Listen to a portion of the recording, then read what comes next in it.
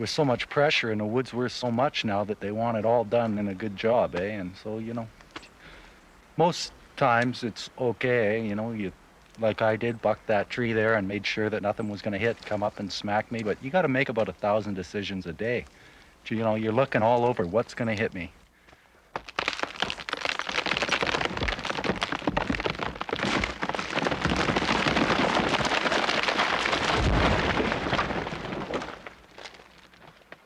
I just like the big ones. These ones here, I don't, you know, it's just a job, but when you get into the big ones, then you take a lot of pride and try and make everything look nice and lay them out.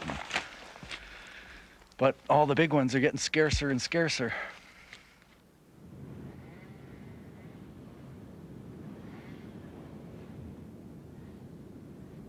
I had no idea what had been going on, and I saw Mount Paxton and what they had done to it. And I was stunned because, you know, it just stands out. It's so visual, and it's from ocean straight up to this 2,800 feet up, I think, and then they had logged it up and over the other side. And I could feel it in my chest just looking at it. It just, my whole chest hurt. It just started to ache. I could not believe what it was like, an atrocity that had been done. And I just knew then that they were going to be sorry that they ever did that. They were going to be sorry. No one ever told me that they were going to liquidate all the old growth on Vancouver Island, and especially in my lifetime, that it was all going to be gone. Nobody ever told me or asked for my vote on that, and I've just found that out. Like, I didn't believe it, but when I finally realized it a few years ago, I just panicked. I just could not believe that that was the plan, that that's what we were going to do. That's not good enough. It's not good enough.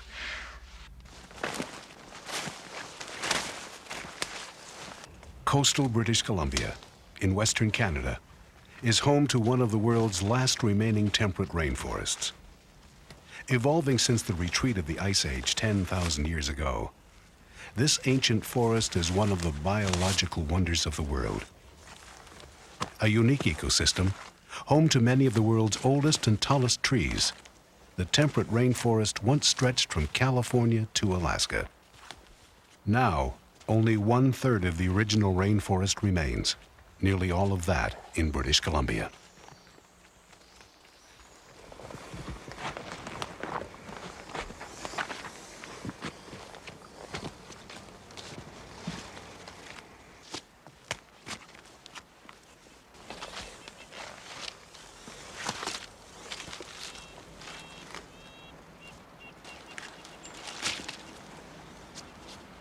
"62 feet, 18.6 meters in circumference. A tree like this is probably 1,500 or 1,600 years old, maybe older. It's not surprising these forests have the greatest volume of living matter of any place on the planet, and they still cut trees like this down when they encounter them. Until recently, this was a land of vast forested wilderness where the trees were felled with little thought that the supply would ever end.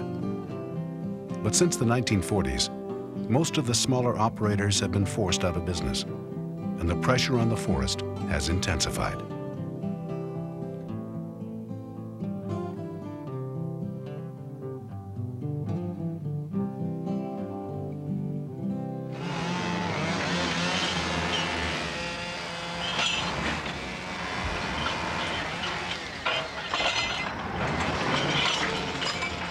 The provincial government of British Columbia has in effect created a monopoly for a small number of large, mainly multinational timber companies, giving them long-term licenses to cut huge areas of the public forest. The result of this corporate forestry is vast clear-cuts across the province.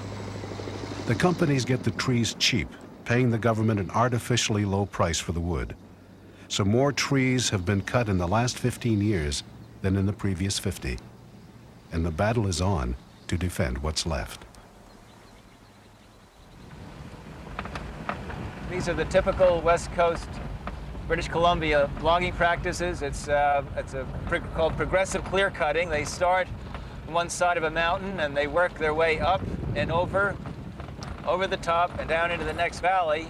We live next to them. We see them all the time. We're out in the field. Few other people have seen them this close and as often as we have. So it's like living next to a highway. It's a horrible noise you hear, but after a while it subsides into your self-consciousness, but it never goes away, and it always makes you angry. And in fact, we go around mad all the time.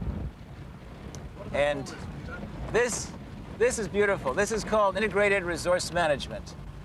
And the timber companies and the government will swear up and down that they always take care of the wildlife and the wilderness values, the recreation.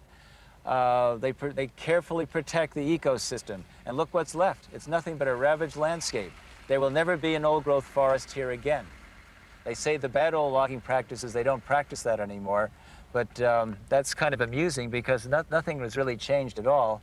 So we're left with this and a lot of empty platitudes by government and industry as they step up their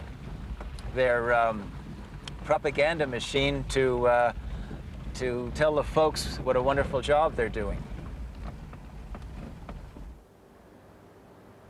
Well, it is our most important industry in terms of exchange earnings. It earns $23 billion a year, more than all our other resource sectors combined. Up to 900,000 Canadians are directly and indirectly employed by the industry.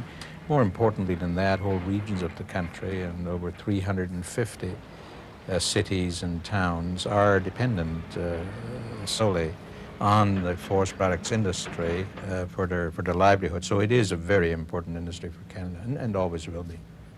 Well, it may be true that in the past we've worked with the idea that our forests are inexhaustible and that we could simply leave it to nature to replenish what we're using.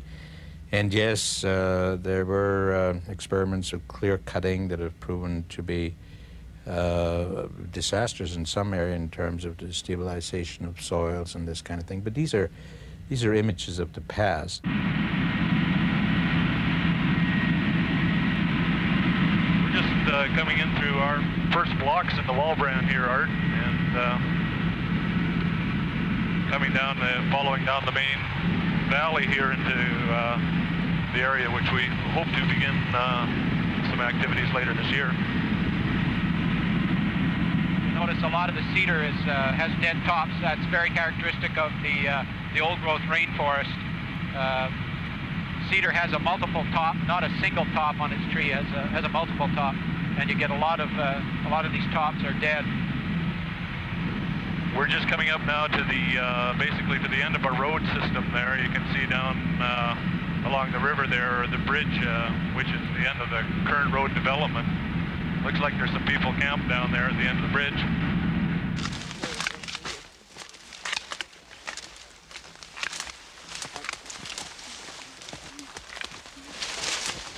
Yeah, putting rounds on. Boardwalks, you cut down the tree to make a boardwalk. Carry on working? No, you don't. Chainsaw work here to get this one out of the way so we can walk right through it. Don't make the trail too wide. The timber companies have already made a decision to log this area, and the government is backing them up because, unfortunately, it sees its client, the government sees its client as the industry and not the public. It sees the public as a nuisance. We are simply informing the companies that this is not acceptable. This is the public's forest. We really needed to build a trail in here so that people could come and see it and understand that there was something here to be protected.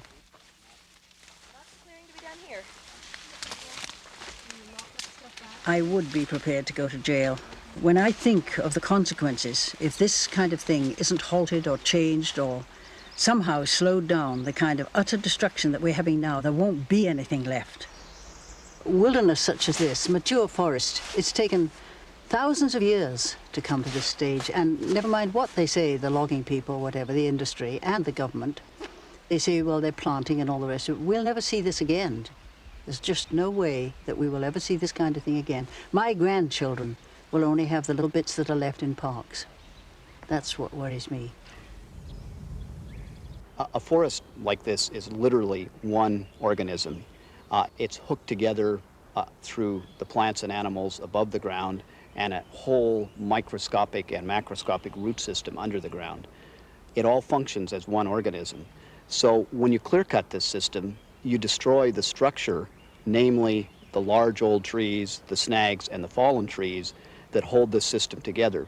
You also destroy a myriad of microscopic and macroscopic plants that all play an important role in making this system function.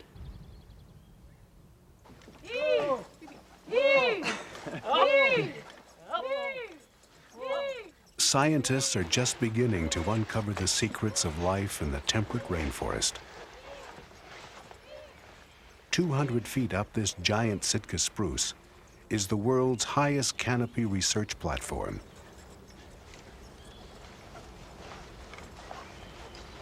Many of the species discovered here by entomologist Neville Winchester are new to science and are being identified for the very first time.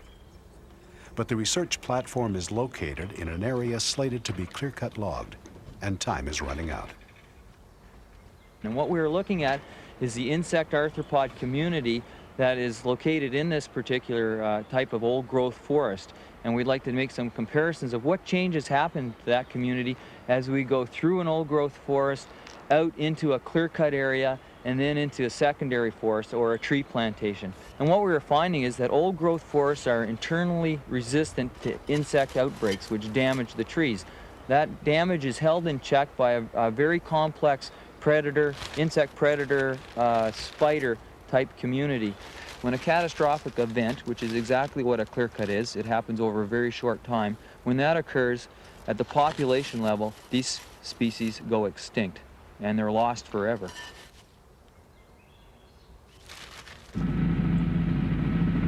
How much of what we can see will actually be cut? Well, all of it is eligible for cutting. It all forms part of the timber base. Assuming that all the plans are in place and approved by the appropriate government agencies, that sort of thing, our plan would be to begin road construction this summer.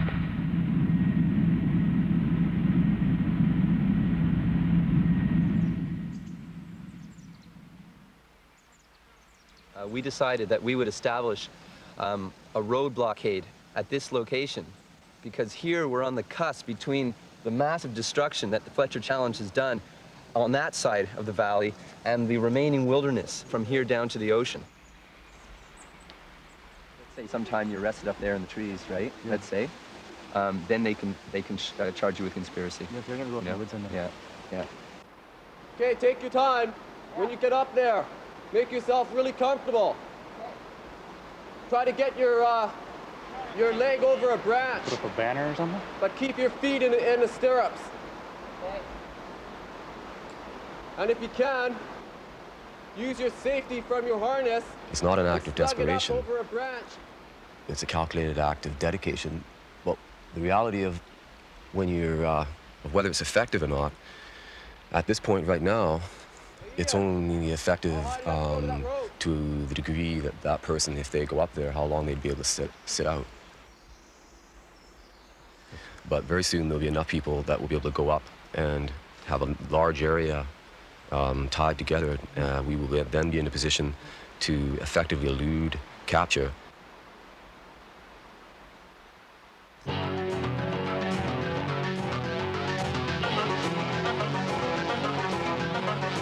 Good afternoon. I'm Annette Falk with the 1500 CKAY Information Update.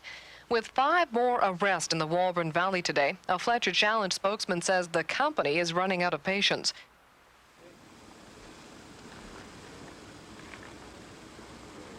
Just a few weeks after the helicopter trip, Steve Lorimer of Fletcher Challenge is supervising the company's attempts to keep road building in the Walburn Valley on schedule.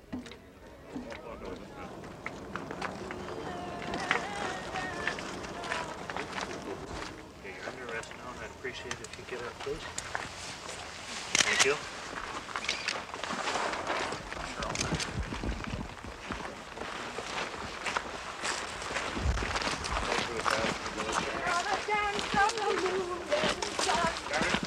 We are the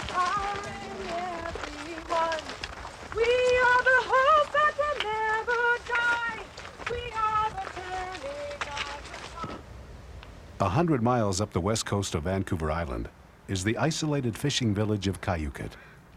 We're about the most remote place left on Vancouver Island, and look what's happened here. I've lived here pretty well all my life. I was raised here and then moved to town to go to high school, moved back up here.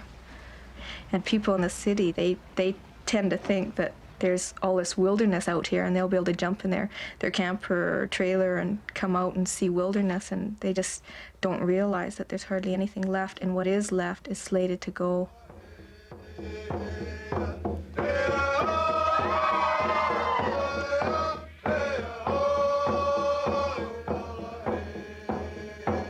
The Clayoquot people sing a song of welcome for the Committee of Government and Company Representatives that has come to Clayoquot to consult the community about their logging plan. Macmillan Bloedel Limited wants to cut the forest around the Tashish River, one of Clayoquot's traditional fishing grounds. 23 out of the 25 rivers on their territory have already suffered from logging.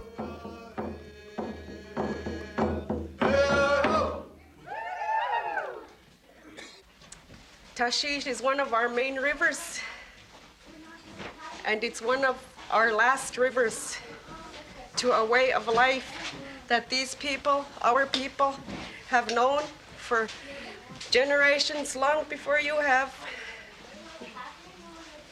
You're in for it. You're in this for the money, for your own people.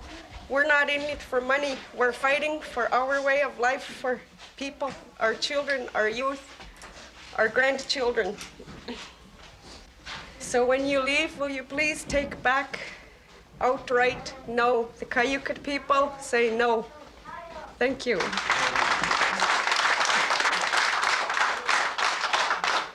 You've been hearing ever since the beginning that we don't want this log. Ever since the original Tashish Committee was set up, right? No. Okay, that's correct. So you've just ignored the whole community for this whole time. You guys have gone out, you've spent money, you've done this, you've done that, and just totally ignored us. So now this committee comes here, and they're still not interested in what we have to say, because now you want us to comment on a plan, when you know that the answer is no to the whole thing. You've put this community, to me, this whole committee has put this community in a very poor position. Well, because you've put it at your agenda. You've said that this is what we are here to discuss. We are here to discuss this plan. But if we discuss the plan, then you'll say, well, they were willing to look at the plan. We've had it done to us before. It's not within our terms of reference to consider a preservation option. But if that is what people want, then that is the information we will pass on. All she got to do is go up the Okinish or the Artleash or any of the other rivers here that are all logged and see what's going on. I will certainly tell my superiors, and the follow-up committee will tell. Is that a promise? We will tell. Yes, that's a promise. I'll promise to any one of you that I will pass on to.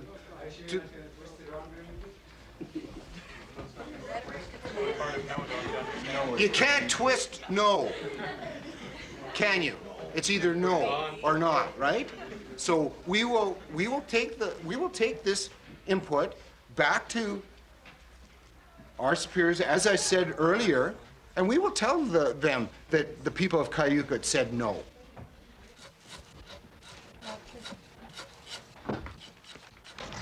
This is just a big show. I can't help but wonder if the government didn't tell them to come up here and, ask what the people think. So they come up here, ask what the people think, and then go home and forget about it. And that's all there is to it. And so the government will ask them, did you ask them? Yeah, we asked them. Okay. And we're supposed to feel good about it. No, I don't feel reassured. Great, now you cut along here. Straight down like that, or if you want, you can cut that way, like she did. I don't know if Tessie would remember when we were younger. We were quite small, and they used to bring in king salmon from Glenelg. They'd bring it in by the boatful, and I couldn't believe it. Yeah, I remember Mom and I did, my sister and Mom and I did about 100 in one day, fishing for our family only. And every single family got at least that much from that river. And now the river is dead because of the locking. Mount Paxton, which has been known, I would say, nationally as an eyesore. It's also a success story. As you can see, the regeneration is very good. This particular plantation has had 5.5 growing seasons, and these trees are now growing at 1 meter a year. We've planted 3 different species on this hillside: western red cedar, Douglas fir, and Sitka spruce.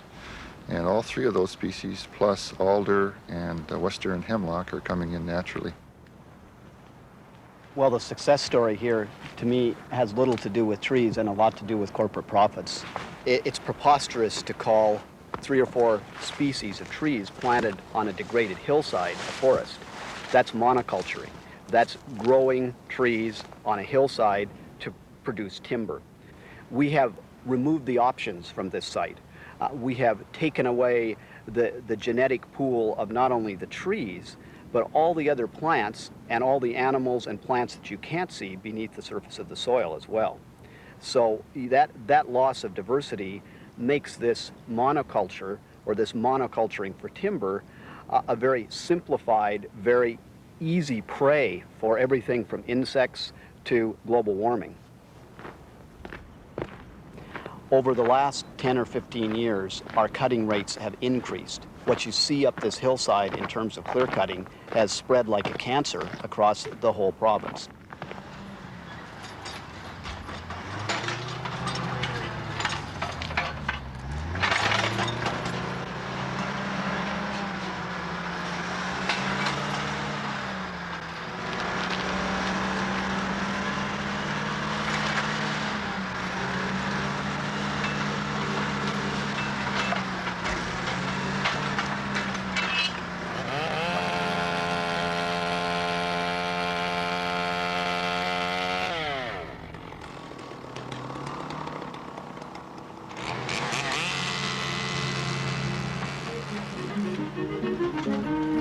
All you jolly fellas, come listen to my song. It's all about the lumber boys and how they get along. They're a crowd of jolly good fellas as ever you may find. It's how they spend their winter months in hurling down the pine. At 4 o'clock each morning, the boss begins to shout, "Heave out, my jolly teamsters, it's time to start the route." The teamsters, they will all jump up in a most dreadful way. "Where is me boots, where is me pants, me socks has gone astray." Well, it was an honest day's work for an honest day's pay, and, you know, you worked hard for your money and you were respected for that. And nowadays it seems like the easier you can make your money and the fastest and the highest price you can charge in the shops and stuff, and the honest day's work is almost a thing of the past now. Then snap and crack me whip, flicks out, I whistle and I sing. I sit upon me double sled as happy as a king. My horse is always ready and answers to the gad.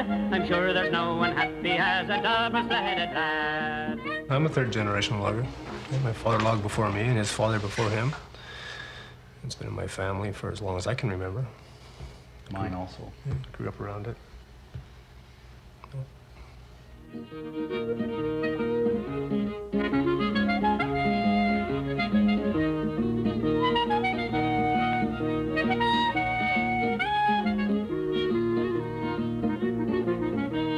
Springtime rolls around at last, and then the boss will say, "Heave down your saws and axes, boys, and help to clear away." And when the floating ice goes out in business, we will thrive. 200 able-bodied men are wanted on the drive. I don't think the crews have as much say as what they should. Like, there's big patches of just pure saplings that have already spent 20 years growing and stuff, and you got to go in and mop them down so they can log it, when they could log around it. And there's just little things where the crew could come in and say, you know, hey, maybe we should do this and do that. But, you know, we don't get any say. We just down the hill and let's go to work.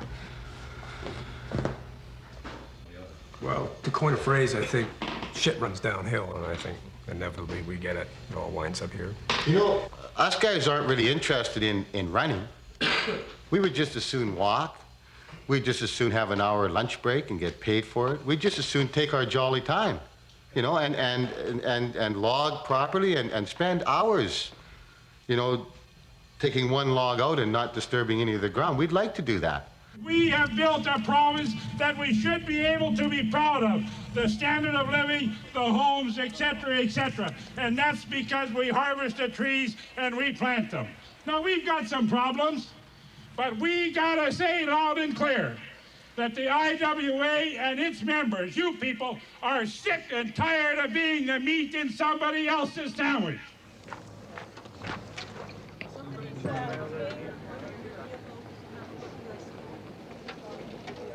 Jesus Christ. Oh. Right on.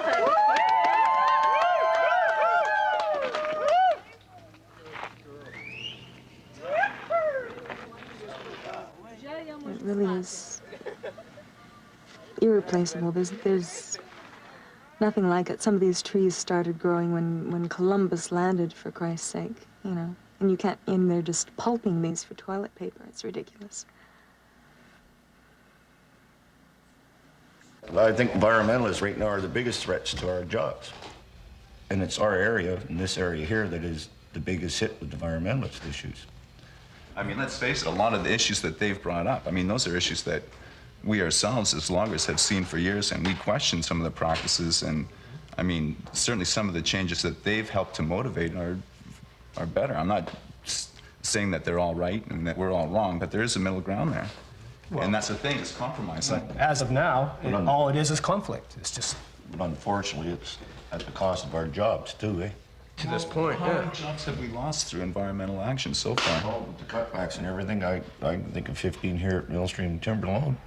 We lost that one Christmas. So yeah, that was after they came in and told us they were going to escalate the operations. That's right. Yeah, but that's overcutting, previous overcutting. You know, I mean, all in all, if you compare the jobs that have been lost to environmental actions compared to just, say, modernization, and since 81 and 82, what the majors have done to us, look at the mills, and subsequently in the woods. I mean, we've been slaughtered by the majors. It's all owned by multinational corporations, and they think nothing of, you know, putting the pressure on and, you know, shutting down a town of 30,000 people and just saying, okay, we've creamed it for 80 years and now it's getting a little expensive. Well, see you later. You know, and I don't think it should be owned. I think it should be owned by the province so it can be managed and the profits staying in the province instead of exported to Brazil so they can go rob the rainforests, which is what they're doing. They're taking the money from this gold mine, sticking it down there and building pulp mills in Brazil and Indonesia and all the rest of it, and they're just going to go down there and do the same thing they did here. There's a whole bunch of stuff that we don't understand about that ecosystem that a lot of trained people that have studied it don't understand about it either. And when it's not just we're cutting the trees down and hauling them away, we're cutting the trees down and we're going right down to screwing everything. If you want to think about it environmentally, like it's the air, for Christ's sakes, the animal life, the insect life, the whole goddamn system is getting screwed. That Euclid area, that is a bit of a disgrace. Yeah. You know, you're bloody right it is. But it's a disgrace that we're all responsible for. What clear-cut logging does affect, and in a small area, it's fine, it's smaller blocks. Yeah, but to save 20... When you take a whole bloody mountain and you totally wipe it out. But to save 20,000 acres of forest land for one bloody spotted owl, I mean, that's getting ridiculous. Yeah, but that hasn't happened here. That's in the States. It could happen here. But like, it's just, you know what it's like? It's just, where you're coming from is it's the same goddamn thing as Hitler doing in all the Jews and having these people do it for him. What, you know, wipe them all out, wipe all the trees out. Who gives a shit?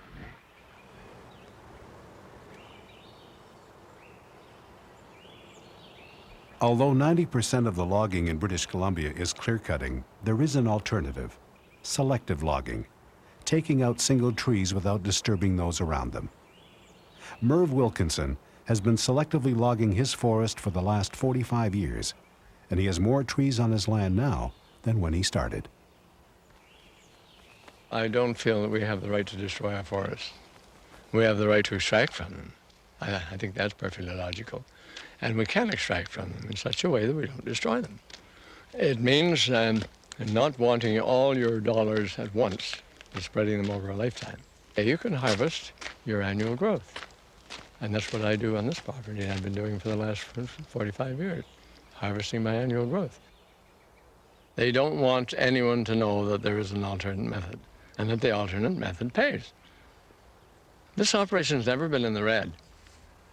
And I've never felt financially insecure. And that's more than the loggers can say.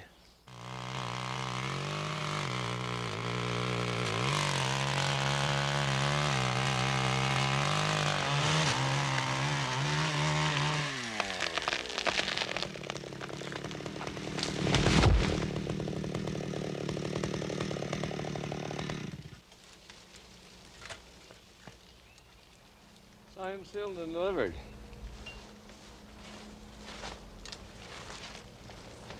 One of the things we must preserve in our forests is our soils, because they're so fragile in British Columbia, and we have so little of it, that once it's gone, that's it, you've got desert.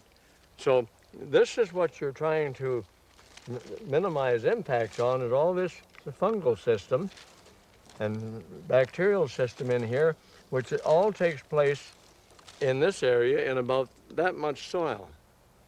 Now, if you take that off the top, you're gone. You're right down to rock. This microsystem here that you're looking at a little piece of, there are literally miles of it underground, connecting trees to trees. And the health of the trees depends on the health of this connecting fiber. It's like an umbilical cord. When you cut this way, you don't have to plant. You are going to grow better timber because you're going to grow tall timber that is straight and good quality. It seems to me foolish to clear cut with all the inherent problems that it creates. There are better methods than the clear cut, but the clear cut returns the fastest dollar to the border. But they're not charging the cost of erosion against it, flooding, fish habitat destroyed, tourist potential destroyed. None of these are being charged against the clear cut, which they should be. They don't cost the company that, but they cost the public that. And they cost our environment an unknown amount of money.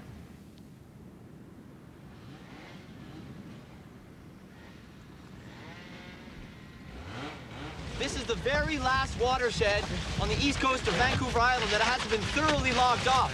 Now, how many people are they going to drag away and put in jail so that they can continue to exploit the land for mega profits while jobs go down and that our landscape is being ravaged, wildlife habitat is being destroyed, our rivers are being polluted, the salmon are disappearing, we are paying millions of dollars in taxes every year on salmonite enhancement projects to repair the damage that these companies are doing to our salmon streams. Right on, Bob. How many people will they arrest before McMillan Lodell will reckon with public concerns? This is an atrocity. This is a violation of Aboriginal rights. I will not go to jail. Clayoquot Sound, an area of small islands and inlets on the west coast of Vancouver Island, is under increasing pressure from the multinational companies.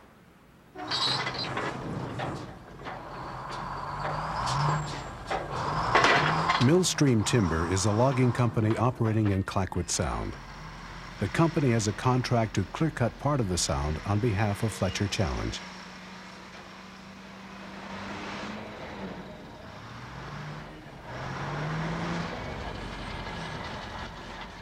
We really don't have any control over what we do. They set it up for us. These are the blocks that we're going to log. And it happens like that year after year. There's a different philosophy when you're dealing with a multinational corporation than dealing with a locally owned corporation such as we dealt with BC Forest Products before they were purchased by Fletcher Challenge. When we dealt with BC Forest Products, the atmosphere was a little more relaxed and you knew who you were dealing with. You could go to Vancouver and sit down and talk to the person that was making the decisions. Now that Fletcher Challenge is taken over, we can go to Vancouver and sit down and talk to someone. But they're not making the decisions. The decisions are coming, in my opinion, from New Zealand. And it's hard to operate under those circumstances. Fletcher Challenge has a loyalty to forestry. They have a loyalty to the environment. But I think what's happening now is the bottom line. It's the profits.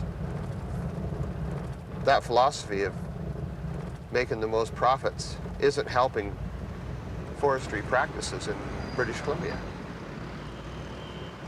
These companies, be they Canadian or foreign owned, don't own the forest. They have a license to manage areas that are assigned to them, and failure to manage in accordance with the principles that are laid out in the various national and provincial forestry acts results in the withdrawal of the license. So I think over the years we have built in the necessary safeguards to protect the public interest.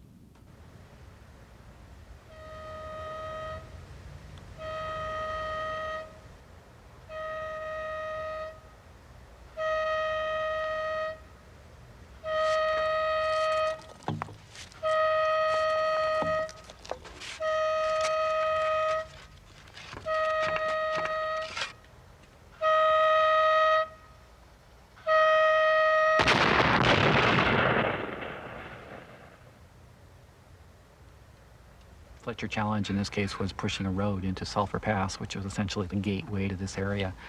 And it was in June of, I guess, '88 that the number of people in town decided that that road wasn't going to go through.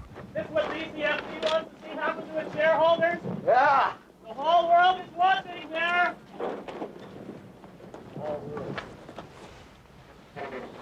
It was something which a number of us in town sort of who were involved in it said that, there just has to be another way to deal with these issues. We just can't, you can't see all of your friends being hauled off, every few days somebody else being hauled off in a helicopter or a police car to jail. We ended up in this sort of planning process which was supposed to treat Clayoquot Sound differently and was supposed to sort of take into account all values in the sound, everything from wilderness values and biological values as well as economic values. And now we've gone through a period of almost 2.5 years of this sort of process which has done nothing but, I think, indicate to us that in fact there is no other way to deal with this issue other than standing on the road in Sulphur Pass. I mean, it's shown to us how really, we've been manipulated, we've been lied to, we've been handled, shafted. This criticism is aimed at the government for tying up the community for years in committees that local people now feel have achieved little. The community of Tofino in Clayoquot Sound is disillusioned. This process was presented to us to resolve an issue, to resolve a problem. And we were told that we were going to do this plan that was going to end all plans in Tofino Creek. And on our, in front of us was put these terms of reference. And we sat there and we read them and we bought it. I went for it. I said, it's a good idea. Let's do it. Let's get Tofino representatives. Let's find somebody in Tofino who has the time to do this. Let's go find Jasper and Gail. We did this. And yet we were just, what's the right word? We were suckered. You can't deal with issues, and you feel that you can bring your point to the table, but it's not going to be dealt with because they can just keep going on with things regardless of what you're saying or feel needs to be addressed. I think you should get the hell out. It's simple. It's not. I don't think it's valid. How many times do we have to go through this before the impression is given that, well, if Tofino has a problem with something, we just have to write something down on the paper to say we're going to solve it and get up and say, here's a process and we're going to solve this problem. And Tofino buys it, and off they go, and that problem gets off the table when in fact, several years down the line, nothing changes at all. How many times do we have to go through that? I don't think it's ever been clear on the other people's mind what we've been working for. So that's why they're quite happy with these smaller issues to be addressed. But the substantive issues are being left. And The substantive issues are being left because there are other valleys to practice them in, and I want you to note that quite carefully, all right? The Cadillac valleys, this is a Pinto Valley, and as I said lots of times, anybody from Dusseldorf would think this was a pretty special place. I got one of the people who works for me. I asked him to stop into the local building supply and get a couple pieces of clear hemlock the other day. And it gets here, and we see that it's made in Oregon, Roseburg. That's where it comes from. In Clayoquot Sound, there's unbelievable clear hemlock that's going into pulp. It's being pulped to make paper.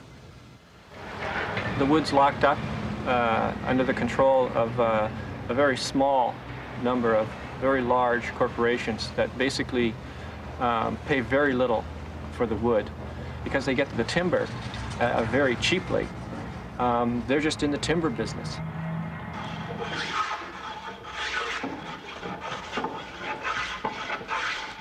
I think there's ways to extract value from the forest resource here without destroying it. If you're trying to save some parts of Clayoquot Sound, you're going to have to derive more economic benefit for the people of the region from the land base that is used. And the only way you're going to do that is if you're going to get higher valued products that employ more people, that generate more economic activity in the region, and it happens here. That's the only way you're going to be able to set some aside. One of the few independent sawmill operators still surviving in Clayoquot Sound is Yorkshireman Jack Dale. Ignore me, dog. Is it expensive to get all the machinery in here, Jack? Yes, living on an island is an expensive business at the best of times. You'll notice how we also do lots of other things just to live as well as for wood. We have a very big garden. My wife keeps chickens. She keeps for eggs and for meat. And then I have a herd of cows which provide me with beef and milk.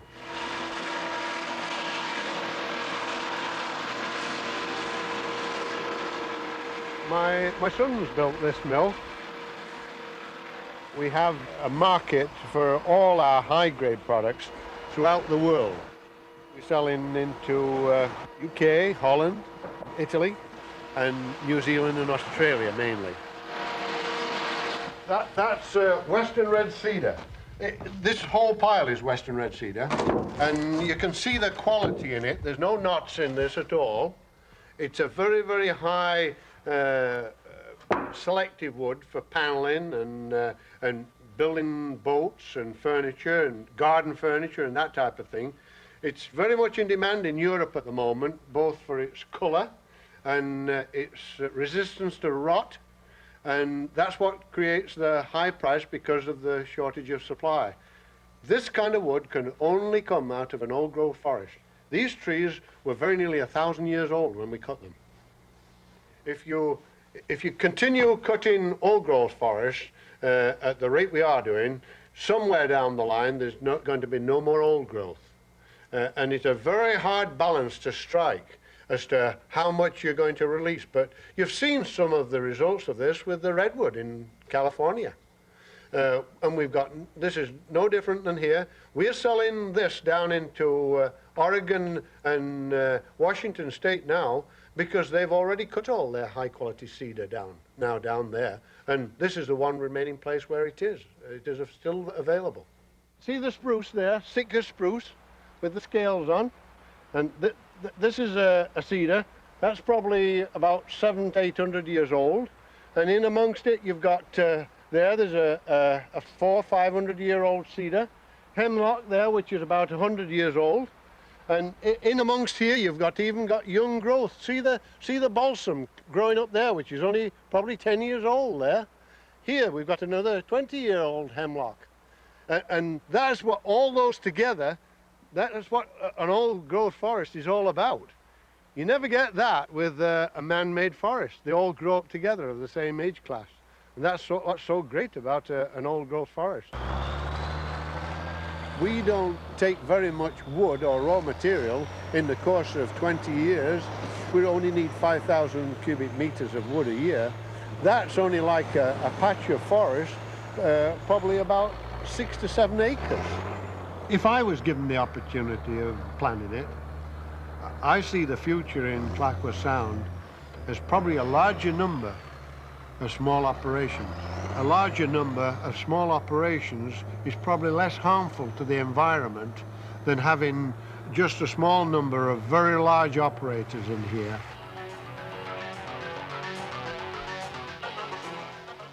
The commander of the Victoria RCMP subdivision says the wall-run confrontation between loggers and environmentalists is draining police resources. It really adds to the act quite a bit if they're getting hauled away to jail for being defending the natural beauty of Canada, that we truck kids off to jail. So I had planned to come and play "Oh Canada, Glorious and Free" as they took off. So I can probably screech it out for you if that's what you'd like to hear. Sure.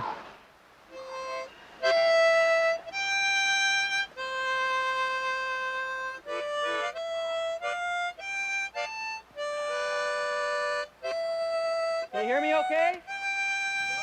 Oh, well, you must or you wouldn't have answered me. Okay, the first order is in the Supreme Court of British Columbia, action number C916305. And this court orders that until 4 p.m. on Wednesday, the 25th day of September 1991, this court orders that the application as it affects the defendant.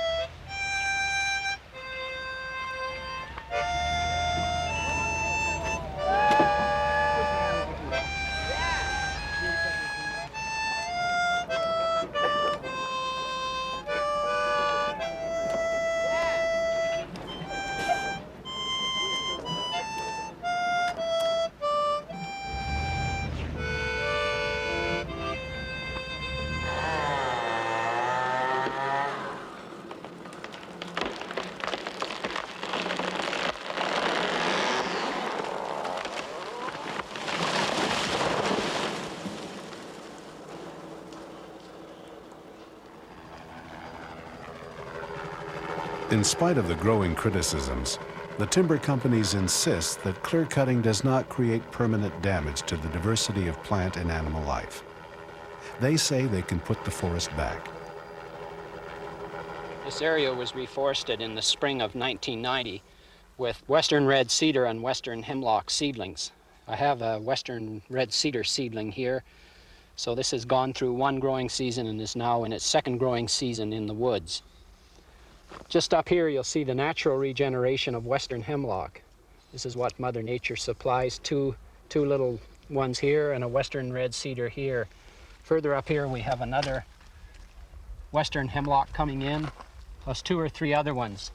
So we'll plant around 800 to 1,000 seedlings per hectare, and we'll hope that Mother Nature will fill in with probably another 1,000 that will form the final crop on this setting. Will it replace the old-growth forest? Eventually, if it was left to grow long enough, it would replace the old-growth forest. But our plans are probably to harvest this sometime in around 70 to 100 years on this setting to come back and harvest the second crop. What about the biodiversity part? Would that be replaced in the new forest? Yes, biodiversity is replaced. It's temporarily interrupted. But can the ecosystem survive this? After the forest is clear-cut, the wood that's left is sometimes slash-burned before replanting. It's so controversial, some companies have stopped doing it altogether. Yet the forest industry reckons 1/3 of all its clear-cuts in BC are still slash-burned today. Almost an international day of mourning for In our response ancient to forests. growing public concern, the forest industry has hired Burson Marsteller, the same New York public relations firm that handled the Bhopal and Exxon Valdez disasters. Aimed at polishing the forest industry's image, this $1 million a year ad campaign includes a television series and the creation of a new public lobby group. That's 1-800-567-TREE.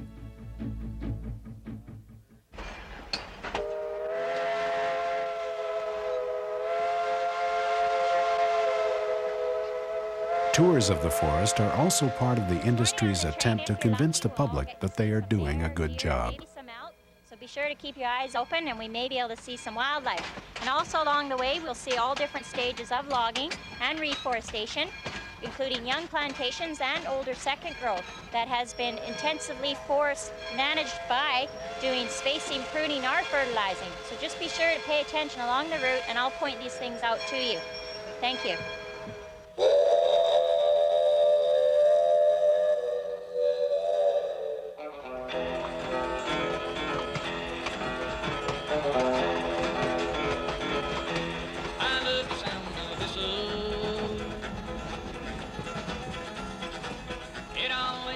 We have no choice in this country. We're very much like Brazil. You have a weak federal government. You have a massive destruction of a global forest resource, a federal government that turns a blind eye. The forest resource, this magnificent ancient forest, is left in the hands of local petty politicians and multinational timber companies. Local people are absolutely helpless. We can do nothing. There is no legislation. We can't take anybody to court, even though the timber company officials and government people should be in jail. We can do nothing except call out for help, and that's what we're doing. We feel that as long as we're operating within the guidelines set down by the government and by the Ministry of Forests, and taking into account input from this advisory committee, that we're listening to the will of the people, the majority of the people of British Columbia. And I think the majority of the people in British Columbia want a viable logging industry. It's what built this province, and it's what continues to fuel the engine of our economy. I'm not suggesting that we do away with corporations, nor am I suggesting we do away with profits. But I am suggesting, as a forester, that my first responsibility is to the forest, not to the bottom line of a company. And I think that society in general has to understand that ecosystems sustain economies. Economies don't sustain ecosystems. Say I was coming into this forest as an individual, and I was a logger and a sawmiller. You'd look at this lot and you'd say, goodness gracious me, there's value everywhere I look. And the temptation is so great, and they should take that temptation away from any individual, any company, and they should put it in the hands of a community, because that's the best chance of it's ever got of any protection. And those decisions really are too great to leave to individuals. They'll have to be decided by communities. And that's the only way I see of protecting your old growth forest.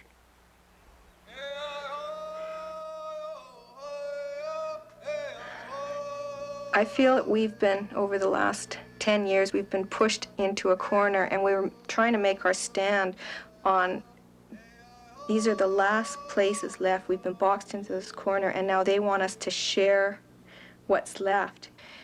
And if we can't stop it, if it's just going to go ahead,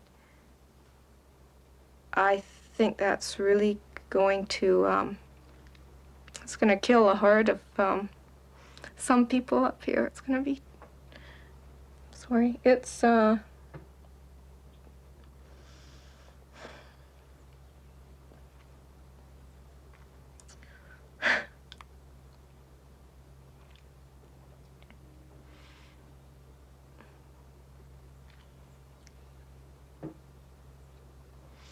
it's like they'll have taken our pride away, and why do we want to live here?